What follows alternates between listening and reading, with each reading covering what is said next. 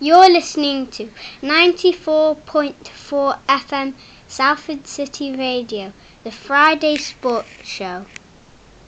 You're listening to 94.4 FM Salford City Radio, the Friday Sports Show. Your host, Jimmy Petruzzi, bringing you news from the local area and around the world. We're very fortunate in this show. We've interviewed some of the world's best athletes, sports people, coaches, sports psychologists. We've interviewed people from the local area, and we bring you an international segment too. We speak to people, coaches who work around the world, and give us a really fascinating insight into the work they do around the world too. We also have a segment too where we speak to some of the world's most influential people in the field of psychology and related fields, giving us an idea into their insights into mental health and psychology. And today we have a guest, probably as far away in terms of proximity in distance from where we are in Salford, across the other side of the world, but nonetheless he's got impressive credentials. He's worked around the world. He's worked in Mexico, America, the Cook Islands, the UK at the moment. He is working as a technical director for the Football Federation Samoa, and no doubt he'll tell us a bit more, give us a bit more insight into the experiences of working around the world and the role he's doing at the moment. And I'm looking forward to interviewing today's guest, to sort of hearing his perspectives on what football's like around the world, what his role is at the moment. And for us as listeners, we can sort of sit back and listen and hear insights into football, the game we love. We love all sports, but football, we've been very fortunate to interview some really amazing guests in the world of football too. So we'll get a really good insight into what it's like to work in football across the other side of the world in different countries. So Jess Ibrom, welcome to the show. Great to have you on board. Jimmy, really appreciate the intro, and really looking forward to the chat tonight. Thank you very much. No, brilliant. And I mean, your credentials, Jess, are amazing. You've worked around the world. It's fascinating, and in terms of the experience you've accumulated around the world. I guess we sort of start from the beginning. Where did it all begin for you, Jess? Where did your journey begin in the world of sort of coaching? Quite interesting in terms of my upbringing. Like a lot of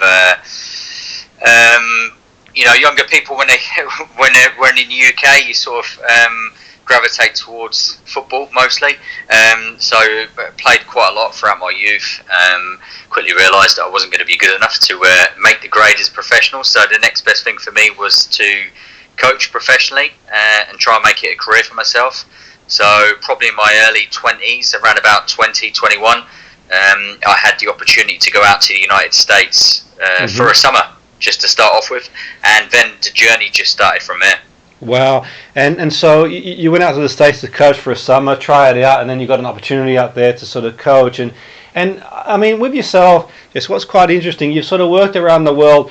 Did you sort of, is it something you sort of plan to do, or did just the opportunities arise, like you mentioned in the States, in terms of the opportunity comes up and you went for it, or did you sort of plan things through, or how did it sort of work for you? Yeah, I mean, I've always tried to be quite a sort of pathway-driven coach, if you like. I'm always looking. I'm quite a forward-thinking coach in the respect of, looking where my career can take me. And certainly, when I went out to the US initially, for me, it was just such an incredible experience. It taught me so many outstanding skills that I quickly realised that I could make it into a career, and quickly realised as well that it's just there's a lot of opportunities outside of the UK, and for me, that's where it all started really, and that's where it's taken me. But yeah, very much always looking forward. I had no anticipation that my career would take me on this pathway, but I feel very, very fortunate and blessed that it has. It's refreshing honesty. I mean, you could have said, well, I planned to go this way, but obviously, the opportunity arises. But, no doubt, tremendous amount of hard work.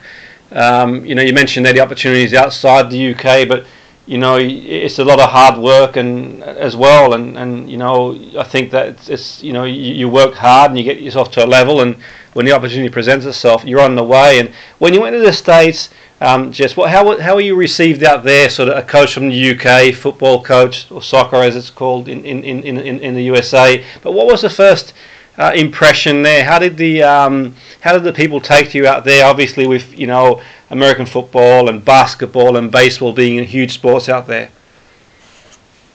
Yeah, I mean the game in the US has just grown at such a phenomenal rate in recent years, with new MLS franchises popping up all the time. When I initially went out there, I was so well received. I mean, if you was a British soccer coach in the US, you was highly sought after. You was generally welcomed into each community that you went into, each summer camp that you delivered, wherever you worked, whoever you worked with, from children up to parents, up to coaches, voluntary coaches, everybody. And the culture dictates a lot of it for me in the US. Mm-hmm. It's very much a can-do culture, and parents are very well, they know what I want to get out of experiences for their children as well, So for me, it was just such a phenomenal experience, and again, I was just very, very fortunate that I experienced it.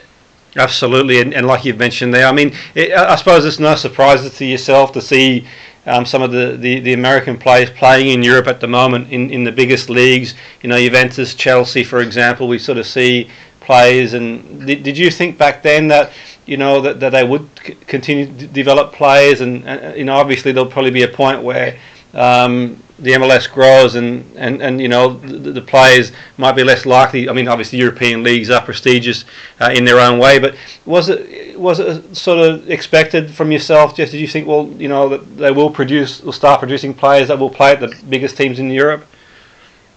I mean, I must admit, probably not. I mean, when I first went out to the US 20 years ago or so, which seems like a long time ago now, but it really, soccer in the US was finding its feet. It was finding its niche in the market.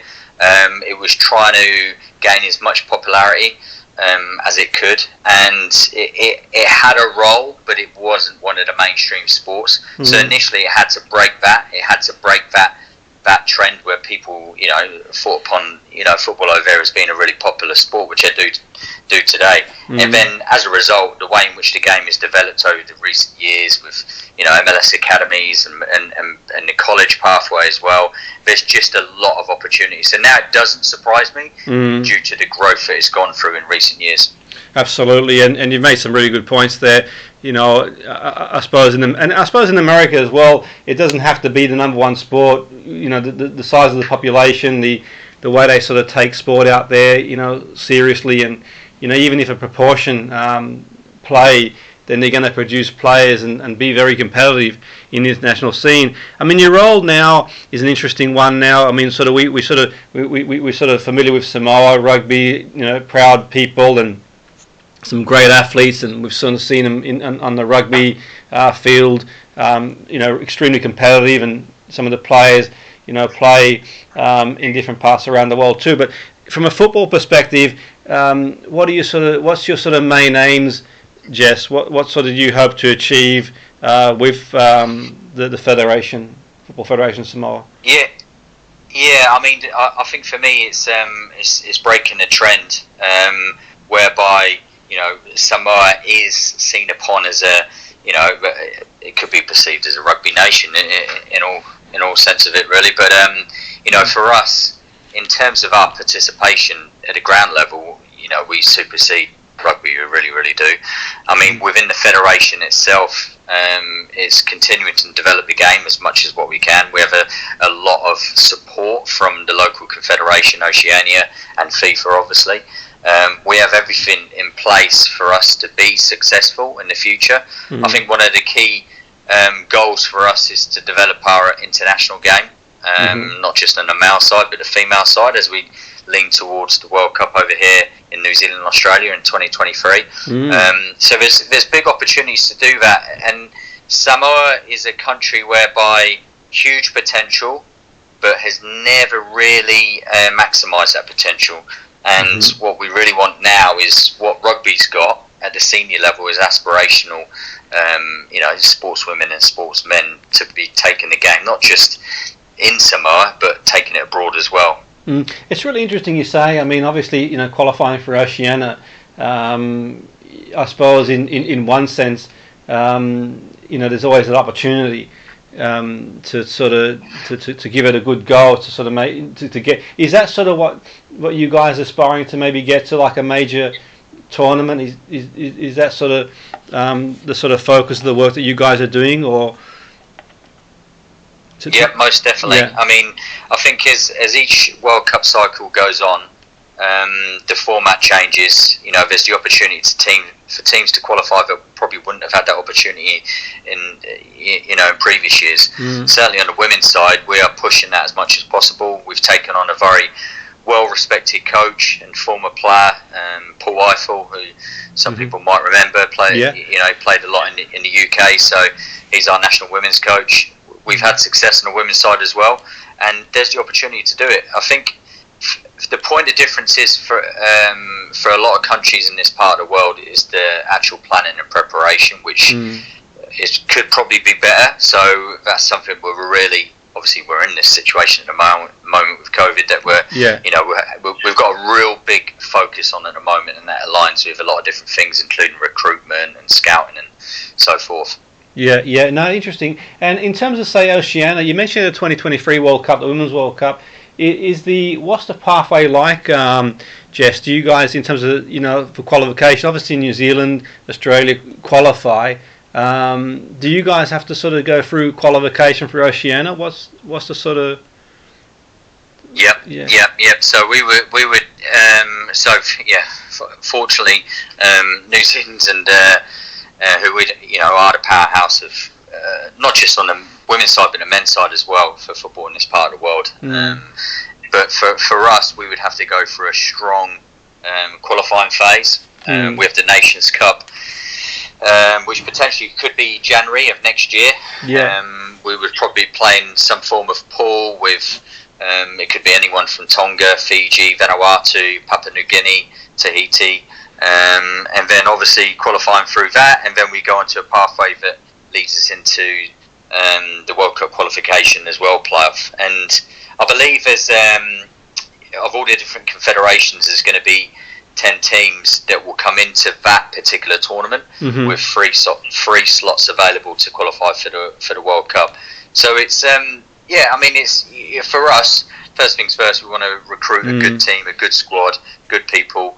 And we want to be as competitive as we can, but we're understanding that it's going to be a challenge. But certainly, we're going to give it a good shot.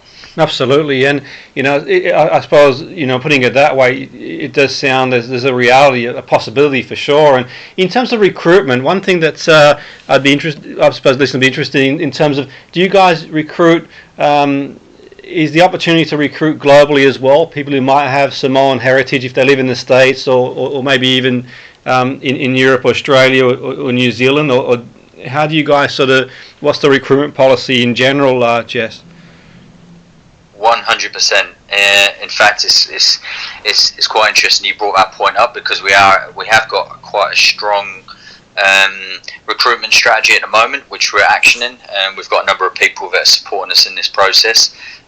Not just looking close to our shores of Samoa, such as New Zealand, Australia, but there's other countries such as Hawaii, the US, and Europe as well. And it's quite interesting, because we've unearthed some players that are eligible, or they might not even know that they are eligible. But most definitely, we're casting the net high and wide. We certainly are.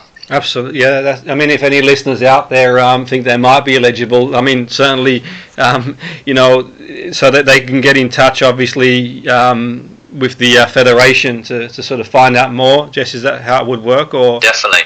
Yeah. 100%. I'd probably say come direct to myself, in all honesty, and then we can action it from there. But we've made some really good inroads into that strategy.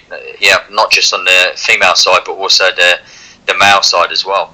Yeah, it's certainly worked the other way for sure. In rugby, we've sort of seen some sort of great players from Samoa play. So it's the world we live in these days. It's a closer world in terms of and I think the pride as well. Obviously Samoans are proud people to play would be a huge thing for them. And I mean, you mentioned New Zealand a couple of times there, and this is what I find interesting, really. I mean, New Zealand sort of, I suppose for the listeners, being a long way away, and obviously New Zealand playing in Oceania, but we've sort of seen New Zealand in the World Cup. They've qualified for the World Cup. They've been very competitive. I know there's a lot of respect for the New Zealand football team. In Australia now, they're well aware that they're sort of on the radar, albeit Australia generally qualifies for Asia now for the Football World Cup, well, the men's one anyway. But I suppose, you've got your role, Jess, but I know you've had experience of working in New Zealand. What do you put the success down in New Zealand? I mean, they're a rugby nation, you could say. I mean, they're doing really well in cricket too now, but I'm just intrigued in terms of what you sort of put the success down. I mean, they are, a very competitive football team on the world stage. They're getting to the World Cup, and what's sort of your take on it? It's I get asked that question quite a lot, to be honest. And through my experience of being in the country, it's a country that continually punches above its weight. It really does. I mean, you've already gone to some really valid points in terms of the rugby, the All Blacks, Black Caps, but we have many other different sporting codes in New Zealand that athletes really excelling, and they do when they go globally as well. I think a lot of it comes down to the culture, and I think it comes down to that Kiwi mindset. They are very resolute as sports people. They want to achieve, and they do achieve on a global platform. But also the game in general in New Zealand is very well developed within the Oceania region of 11 countries. It really is, in terms of, it has a fully comprehensive national league, it has thriving youth academies. So in terms of actual mass participation, it does it really well. And the biggest thing is, on both the male and female side, is that they have a number of players that are actually playing at the highest level abroad, such as the MLS, and Chris Wood, who just scored a hat-trick yesterday, I think, for Burnley. So he's a Kiwi shining light. So and on the female side as well, there's a number of top-class female players that are plying their trade in Sweden, the UK, US, and all over the place. That's really interesting. And I mean, years ago when Australia moved to sort of qualification for Asia, you could have argued that it was a blessing for New Zealand to be able to get through. Now it's more like the other way around. Jess, I think that certainly New Zealand would give more than a good account of themselves. They're a difficult team to play against, that's for sure. Like you said there, they got striker, they've got some depth as well. But just in terms of you mentioned the women's team there. What's the sort of the women's team? Where are at the moment in terms of? I mean, some of us will be familiar with the men's team. They've been on the world stage. But the women's team, in terms of 2023, just from your own perspective, you've mentioned there they've got some players, and have they developed the game as well? Jess, you were saying. Yeah, most definitely. I mean, obviously we're looking forward to the Olympics that's coming up. On the female side. They dominate the competition within the Oceania region. They've performed respectively on the world stage as well, and they compete. They compete with some of the top nations, such as the US, and in the women's game, Norway, Sweden, England. They do that year on year, and I think the success of that is down to the fact that they have got a number of players playing in top class elite environments around the world, as well as a healthy female game here in New Zealand as well. That's interesting stuff. And in terms of your role, sort of, for our listeners, will probably be more like intrigued to see what you do as a technical director. Just what does that involve? What does a sort of technical director do in terms of? Is it a hands-on role? I mean, I'm sure there's, you need a whole show or maybe more to explain what you do, but just the gist of what you do and what it involves.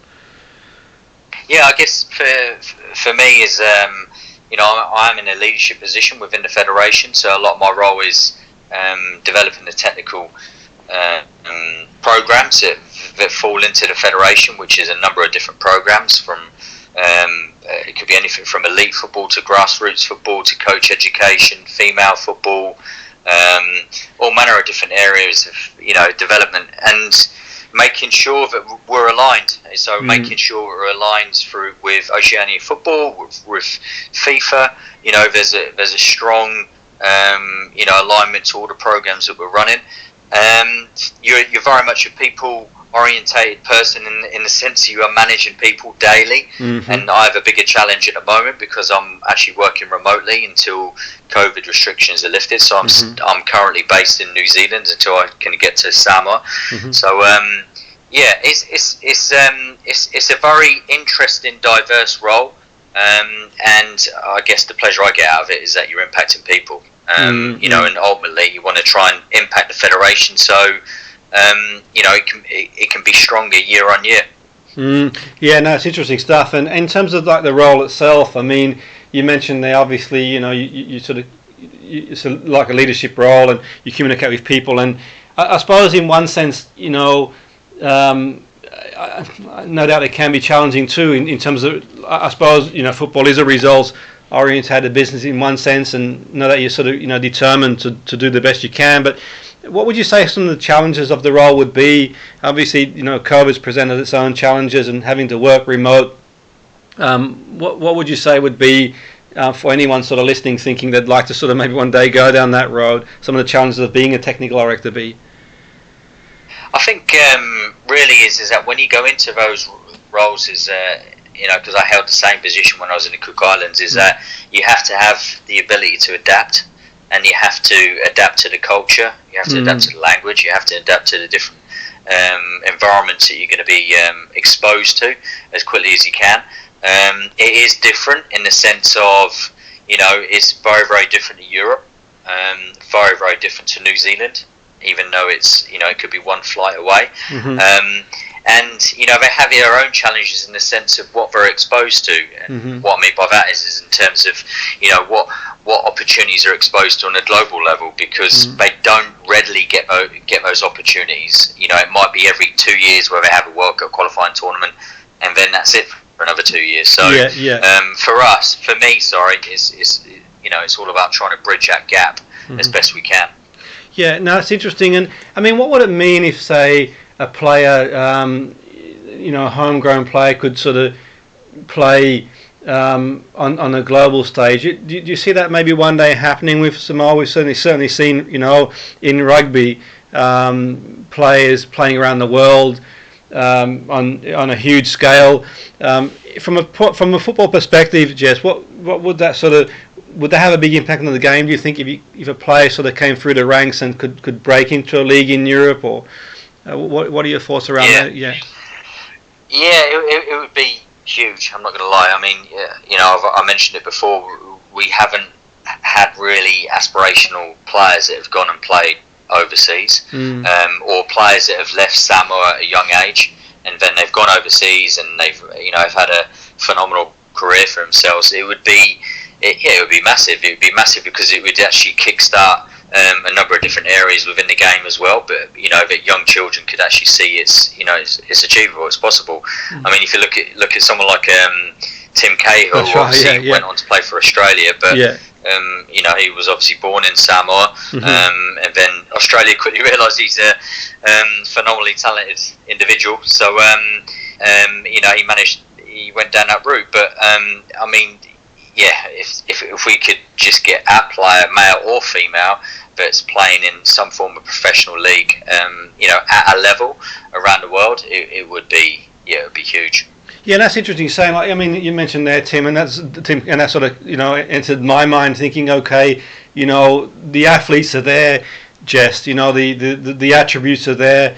That's for sure. It's just the opportunity. In terms of the player pool, I mean, it might be sort of a question outside your remit, but what sort of player pool do you guys have, like in Samoa itself, Jess? I mean, in terms of, is it? How would you compare that to maybe some of the other countries, sort of putting perspective on things? Yeah, I mean, we've got quite a strong competition. We have 2 islands, Apollo and Savati.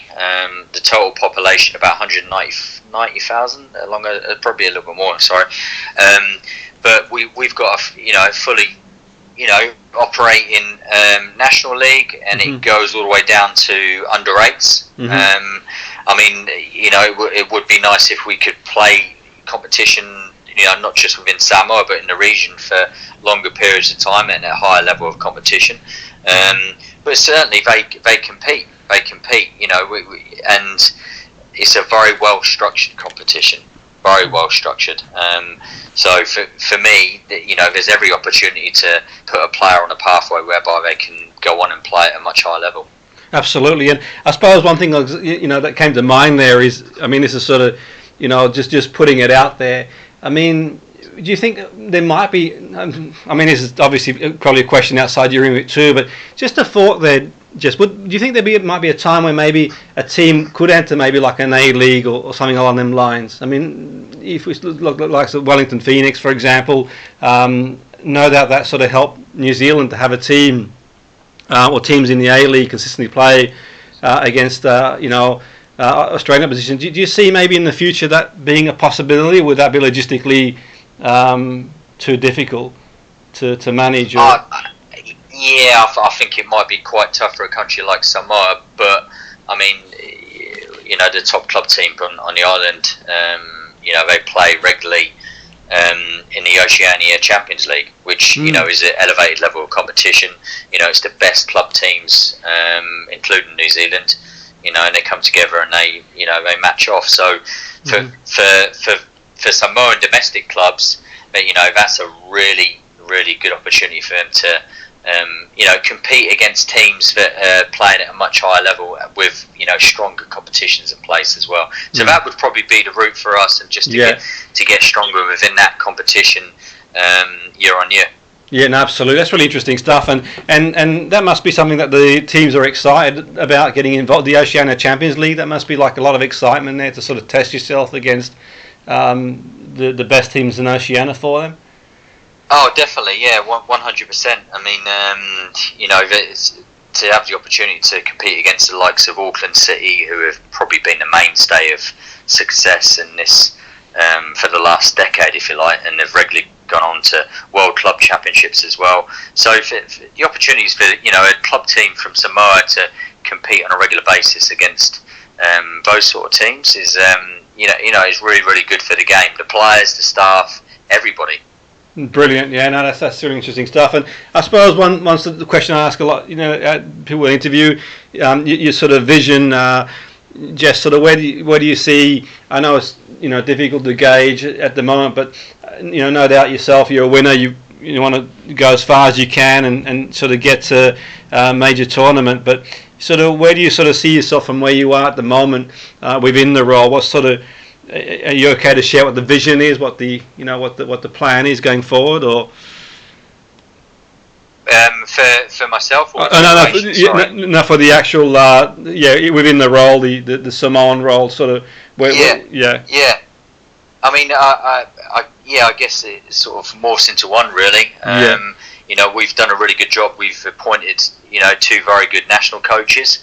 And that's already been a level of success, because previously we've coaches have come in for a tournament and then that's it, but these coaches are actually here for a period of time.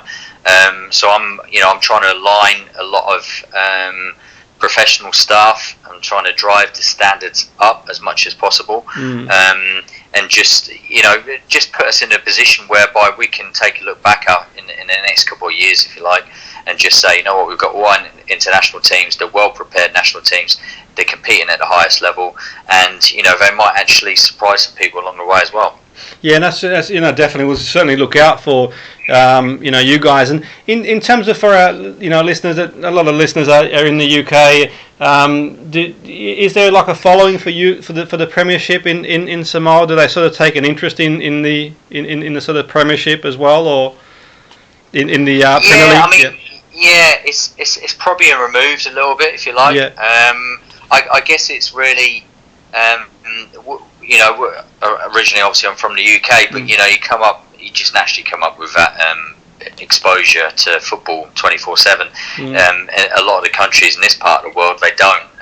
Asia's obviously a lot different, but certainly within the Oceania region, it is different. That they're just not exposed to it enough. On a regular basis, to create an even stronger passion and love for the game. Yeah, because we have sort of seen, teams from the UK and Europe sort of travel to Asia, the Far East, Australia, New Zealand, on tours and that sort of stuff. And no doubt that sort of increased an awareness. But it's really interesting perspective there. Jess, it's been really fascinating for me, and know that the listeners will certainly be keeping an eye out to see how you guys do. That's for sure. And have every confidence that with people like yourself on board that continue to punch as high as you can, really, as much as you can do. But it's been great to have you on board, Jess. It's been really, really fascinating, and we certainly wish you all the best with all your future endeavours, and we wish them all the best as well. So thanks for coming on board the show, Jess. It's been great speaking to you.